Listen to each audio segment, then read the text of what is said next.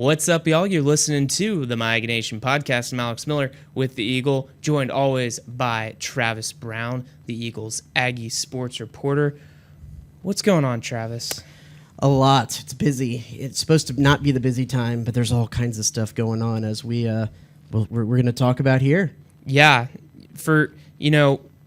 it's peak off season when you're talking about the next year, when you've still got the current season ahead. And that's exactly what happened this week, because the big news of the week was the SEC unveiled its 2024 conference schedule, which of course coincides with the entrance of Texas and Oklahoma to the league, which we've known has been coming. And the question was A&M going to play Texas, and where? We knew they were. You can't add Texas and not have A&M play them. But the question was where. And the Aggies are going to host the Longhorns in the first game back since 2011.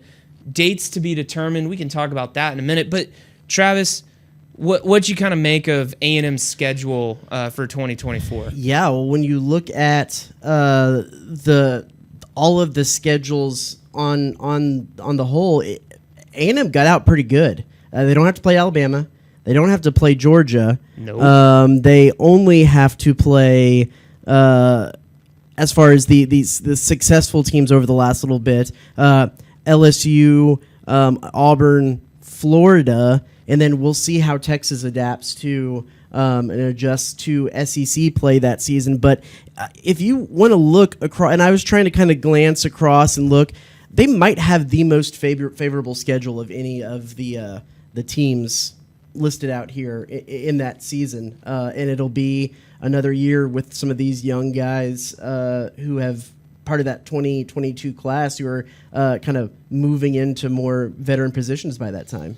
Yeah, I mean, when you look at it, there's no such thing as an easy schedule in the SEC, but there is manageable. A&M's got manageable. I think I saw one of our Lee colleagues, Dave Matter from the St. Louis Post-Dispatch, he covers Missouri. He noted that when they were putting together the schedule, the SEC they did a balance sheet where they took your league record, whether it was from the SEC or the Big 12 over the last 10 years, from 2012 to 22. And they ranked those teams 1 to 16. A&M came in 7th. They play numbers 4, 5, 6, 8, 9, 10, 11, and 13. 13 is Arkansas. 4, I think, was LSU. So when you look at the distribution, that's about as even as it's going to get. And, even though Arkansas is 13, they've been playing a lot better the last couple seasons, so that's a little misleading. I think they're probably more of on par right now with maybe a 9 or a 10. So I thought that was kind of interesting when you looked at kind of the distribution of things. Sure. I just go back to saying A&M got out great with this. You say there's not easy schedules. There's manageable. This is more than manageable, at least in terms of SEC. Especially being in the SEC West for as long as A&M was in the SEC West, compared to the SEC West, this is more than manageable. That should be a season they should have a breakout. A couple of other bullet points is, they didn't decide yet on if they're going to do the 8 or 9 teams SEC schedule moving forward. That's why we kind of have this hodgepodge of a first season. But one of the big selling points for moving away from the divisional system and moving into one of these new systems for the past, 2 or 3 years was the fact, since A&M came into the conference in 2012, Georgia has never come to College Station. Well, Georgia still won't have come to College Station after this season because they didn't put Georgia on the list. And I see how they kind of did that formula to make it equitable for everybody, and that they will have LSU as kind of one of those rivalries that they're trying to keep, who has had a winning record over that spell, and so I get it, but man, it seems kind of silly that Georgia isn't coming to College Station after so many people talked about Georgia coming to College Station. Yeah, I mean, that's kind of what I thought. I was like, it's kind of funny that Georgia's going to go to Austin before they come to College Station. By the way, A&M still hasn't been to Lexington, Kentucky. Right, either. and that's not on the list and either. that's not on the list either. I think A&M was penciled in to go there in 25. So, hey, could still happen in 25. But yeah, I mean, I thought that was kind of weird that they did that. And then, you look at the teams from the Eastern teams that A&M's playing. Okay, they're playing South Carolina, who's been their permanent opponent since 2014. Their arch nemesis. But that's okay because we care about the Bonham Trophy. So personal bias, and you can still riff on the South Carolina State Fair, There of course. you go. But you look at Florida. This will be the 5th time A&M's played Florida since they joined the SEC. 3rd since 2020, by the way. And then Missouri. A&M played Missouri in 2013, 2014, and they played them last year when they went up to Columbia. So this will be the 4th meeting. So, I get why the SEC did what they did, but it also kind of made you feel that they could have changed it up a little bit because the whole point of this was to get teams to rotate more. But honestly, that's probably going to be a moot point because they're gonna play everybody twice in a 4-year span going forward. So in 5 years, it's not really gonna matter. Yeah, I that is true. I also don't know why they couldn't have just decided what everybody sees as the logical choice moving forward for this, and that is to go to the 9-game schedule with the 3 permanent opponents. I get there are some people in the conference, some administrators from some of the teams who sometimes might struggle to be bowl eligible. I mean, A&M was one of those teams last year, even though we know that they've gone on the record that they're strongly for the 9-game schedule, saying that eliminating one of the other kind of patsy games, looking at this 2024 schedule for A&M, McNeese, Bowling Green, New Mexico State, and putting another SEC team in there. I mean, think about this conversation. You take McNeese out and you put in Georgia. Okay, I get that. But the fact of the matter is, you can beat around the bush all you want. All college sports and college football is about now is making money.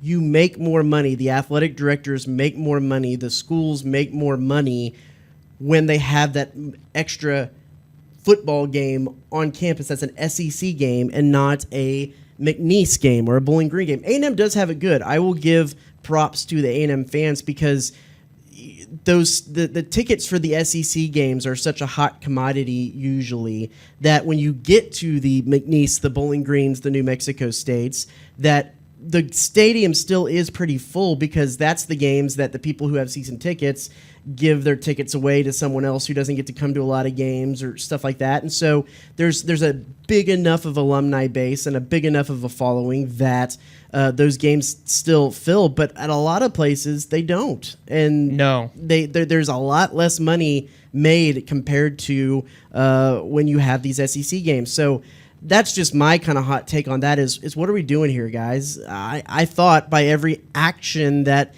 any of these entities in college sports has made over the last 3 or 4 years, if not more than that, is about making money. There's more money to be made because bowl payouts for college football playoff games, you get some good money there. Bowl payouts for just getting bowl eligible, sometimes those payouts go to all the tickets that they can't sell because people don't necessarily want to go to those lower tier bowls, and they don't end up bringing in a whole lot of money. Well, and you think about the impact to the town. We live in a college town. This town thrives in the fall on the hospitality aspects of things. A game day weekend means a lot to the hotels and the restaurants and the other businesses here in town, especially if you have a team like Georgia or Texas or Notre Dame coming in. Mm-hmm. That is another factor we haven't addressed there, too. One, we can get to in a second if we want to, is that Notre Dame is the Power 5 non-conference team that's on the schedule for that year. They'll be coming to Kyle Field that year. But also, that's going to be the last year of the contract for the A&M Arkansas game in Dallas. And we've already heard from both ADs, especially Ross Bjork, that they want that game to return to the campus after that contract expires. And Hunter Yurachek said the same thing, right? So, yeah, I mean, that that's gonna definitely that wasn't a surprise to see that Arkansas was gonna be on the schedule, because They had to be. They literally had to be, because you had to fulfill that contract. So definitely not a surprise to see the Razorbacks on there. So Travis, here's the question: A&M and Texas, it's coming back. Should the game be played on Thanksgiving weekend, or should A&M keep LSU there? I think the game should be played on Thanksgiving weekend. I think that this is now that ever since A&M left the Big 12, any relationship that has to do with football between those two schools, whether it be administrators or fans, has just turned into this giant pissing competition. And now that they have to play every year, I fully expect there to be more of the drama and the back and forth, even though they're still in the conference. And the only thing that they really have to play on that now is when the game is played, and arguing back and forth, and both teams saying, well, they're not our real rival anymore, blah, blah, blah. We want to play LSU because that's our real Thanksgiving. Okay, cool. That's not true. No. A game should be played on Thanksgiving. Part of me, with how everything has gone between these two schools since 2012, 2011, really, I don't expect it to be played on Thanksgiving. I expect it to be, okay, well, this is just another team on our schedule, and we'll just play them whenever, which is a disservice to both the fan bases and the tradition of the game. And, yeah, I know that they have the Egg Bowl on Thanksgiving now, and they've moved that. So it might be a situation where they put it, if they fill it into that week's slot, it could be put in the Friday of that week. The other thing to consider here, too, is the fact that in the 12-team playoff format, things are going to get shaken around, and we don't know necessarily if some of those rivalry week is still going to exist on Thanksgiving week like that. They just haven't come to some of those conclusions with the kind of formatting and the weeks that things will be played, and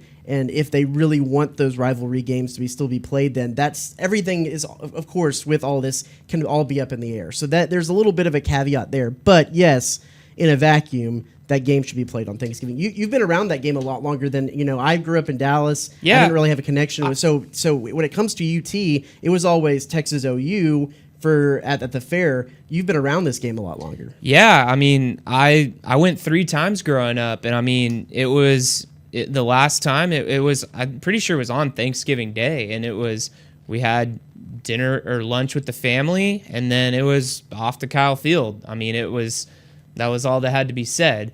The thought of A&M not playing Texas on Thanksgiving Day, or just the weekend in general, because for a number of years it had been on Black Friday, which I think would be a great landing spot the night of Black Friday to play that game. I think that would be a really good time to do that. But yeah, that's the way it goes. You eat Thanksgiving and you go to the game.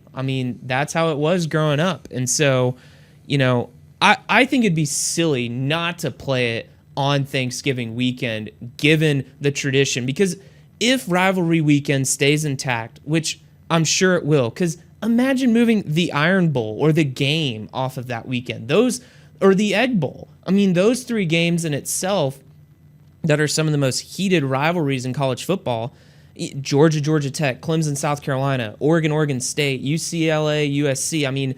All those games on that weekend, it would be so weird to move them away. And Texas A&M fit just so naturally into that weekend, and had been naturally on that weekend as a marquee game for a number of years. I can't see why they would not do that. And I think it'd be silly. So you've probably never been to an A&M Texas football game, have you? No, I haven't, actually. Yeah. I never went to the Red River Shootout either, because that wasn't schools that my family was affiliated with. But yeah, I'm excited to see what it's all about here in 2 years. Yeah, it's gonna be a crazy day in College Station, to say the least. Travis, last thing on the 2024 schedule. We talked about how this schedule sets itself up to be rather manageable, potentially manageable for the Aggies. You talked about how that 2022 class, they're going to be juniors that year. That said, how critical now is it for A&M to have success this fall to possibly springboard into what could set up to be a good chance to make it big, especially with the expanded playoff coming that season? Well, yeah, and that's part of the intrigue of all of this is the fact that everyone's going to be talking about 2024 because that's when everything changes, but it's not like the 2023 season doesn't count. They're still going to go out and play a full season. There's still going to be a champion. There's still games to win. There's still questions to be answered about this A&M coaching staff and new offensive coordinator and what the offense is going to look like and how that entails. So there's still so much to focus on this season leading into that season. It could be for a really, there could be even more drama that leads into that season if A&M doesn't have a good season this year and what that leadership looks like heading into that 2024 season. There is still a lot to sort out when it comes to A&M and Texas, for that matter, before that game gets played and just before they hit that 2024 season. It's going to be interesting and important, I think, to not write the 2023 season off to get to 2024, because that's at least where a lot of the conversation is now. Right, which I think is totally fair. Well, let's switch gears a little bit. We've been looking way ahead, so let's look back a little bit, but also ahead and put a bow on... I just gave me whiplash. Yeah, I'm sorry. But let's put a bow on A&M's 2023 baseball season. The Aggies, of course, got to the regional final in Stanford, got beat by the Cardinal twice. You were out there, Travis. What are you going to take away from this Texas A&M baseball season? They for the most part were able to accomplish what they were trying to do, and that was carry over the offensive impact that the 2022 team had, because you want to go back to that team. Their pitching, especially at the beginning of the year, it was their bullpen that was really kind of a bugaboo for them. And Jim Schlossnagle said frequently leading up to that College World, in the regular season, saying teams don't swing their way to Omaha. Well, A&M very much swung their way to the national semifinals 2 seasons ago because their pitching was just so up and down.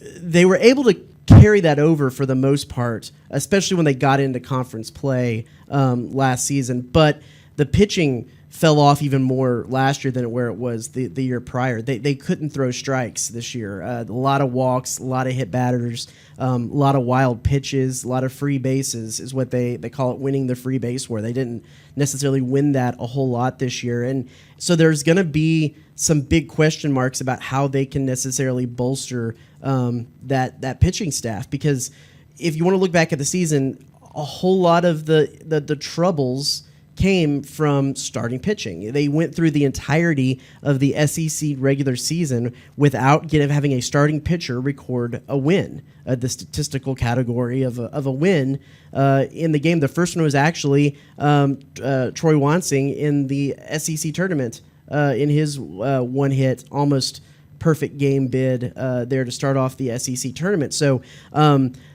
but then when you kind of put a pin in that argument, and I know this is maybe something you were about to ask too, you put a pin in that argument, then you go towards the fact that they have potential to lose. I don't think they'll lose all of these people, but they have the potential to lose their entire starting lineup from that Stanford regional, except for Jay Slaviolette and Max Coffer, the catcher. Everyone else is either draft eligible or is a senior and graduating. So it could be a very, very different looking A&M lineup this upcoming season than it was even last year. Yeah, who do you have your eye on as guys that are ones to watch as the draft kind of unfolds here in the next few weeks? I think the most interesting one is Trevor Warner. He is one of those guys that at times put up great stats, got the key hit, did what he did, but Jim Schlossnagle kind of nicknamed him SEC poi or sec poi for SEC Player of the Year, because he said he has the potential, he has the tools of a player to be that kind of SEC Player of the Year caliber player. And I mean, when I say he didn't live up to that, that's not really a shot at him, because there's only one of those guys, and that's a high bar to achieve. He still achieved a lot while he was at A&M and was a very good player for the Aggies. But he's kind of that interesting case of, if you want to talk about it in football terms, he is tooled out. He is a freak athlete, but he didn't necessarily have the tape. I mean, he didn't have enough tape to be like that dead set, okay, well, you're going to be a top 2 round guy. But he does have top 2 round ability. So I'll be interested to see. I would be surprised if he came back. I think this would be the year for him to go, but there's always that there's always the caveat of NIL, because that's a big factor, especially in baseball more than some other sports. And then you have to factor in, maybe he wants to get another shot at things. Maybe he sees that there could be more to this team next year. I don't know, but I would venture to guess he'd be gone. Jack Moss is another one. He was just finished his junior season, and he would be draft eligible. And he, everyone's already his nickname is the professional hitter, and so he can literally go be a professional hitter if the draft allows. So some of this, the baseball draft is different than just about any other draft in that they can wait and see where they go and make a decision after that. It's not like they have to declare for the draft like they do in other sports. So it could be an amount of seeing where they wind up in that draft, which is the around the 16th, the literally the same time as SEC Media Days of July. But there's that to factor in. Jack Moss, Trevor Warner, Hunter Haas. Hunter Haas could be another one. He's draft eligible. That could be thrown in there.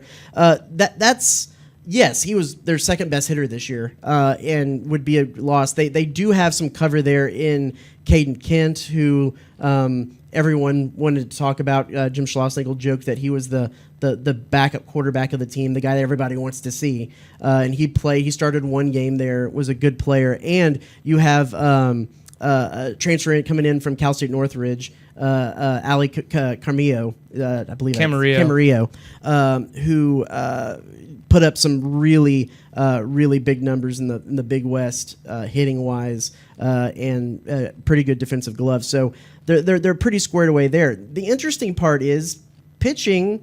They probably return. They do return a decent amount. They return Troy Wansing, Chris Cortez. They bring Ryan Prager back, who was in the starting rotation 2 years ago, but suffered Tommy John surgery and could easily slot into the starting rotation. They bring back Justin Lampkin, who was a freshman, who was in the starting rotation. Another interesting one maybe could be Evan Oschenbeck. He's kind of the opposite of Trevor Warner. He doesn't necessarily have the lights out stuff, but he had the numbers. He had the tape this year. And this might be a case of get paid while you can get paid, because he's a lefty that tops out at the upper 80s. That isn't technically MLB stuff, but the dude throws a lot of strikes. He throws a lot of strikes, and his control is great. And control can win you ball games even at the next level. So a lot of question marks to be had with this team. And then, of course, the recruiting class that comes in. I think they have 20 guys coming in. Max Coffer is actually technically a part of that recruiting class because he came in as a mid-season or mid-year enrollee, early enrollee. So, it's going to be fascinating because there is the potential that they're going to have to do a lot to revamp this lineup. And you might even see more. If the P guys go that could possibly go, you could see even more transfer portal activity this season than in any year prior. But that's not necessarily an indictment on a coaching staff or a program anymore, because that's kind of the way that this works now in all sports, but college baseball too. And every year could be a complete revamp of the roster. Well, and just a quick look at the transfer portal. I mean, there's some pretty big names in there right now that, see if A&M can land any of those guys. But, I mean, Jim Schlossnagle's shown he's active in the portal, and he will get guys that he wants to come in and put into certain roles from the get-go. Yeah, last I checked, A&M, just for a matter of clarification, J.D. Gregson is the only A&M player from last year's roster that's in the transfer portal as the last time I checked. So they're not losing anybody to that so far. You always will probably expect you carry a lot of pitchers on these teams. If guys aren't throwing, you'll probably expect to see a couple guys go every year. It's just going to be the nature of the beast. But as of right now, he's the only one that was in the transfer portal. Catcher. Well, Travis, we've covered our bases on A&M's baseball season. It's bad. So great. It's so bad. great. Well, hey, thanks for tuning into this week's episode of the Aggie Nation Podcast. Be sure to check all of our coverage at theeagle.com. We have plenty of things coming, even though it is summertime. So stay cool, and we'll see you next time.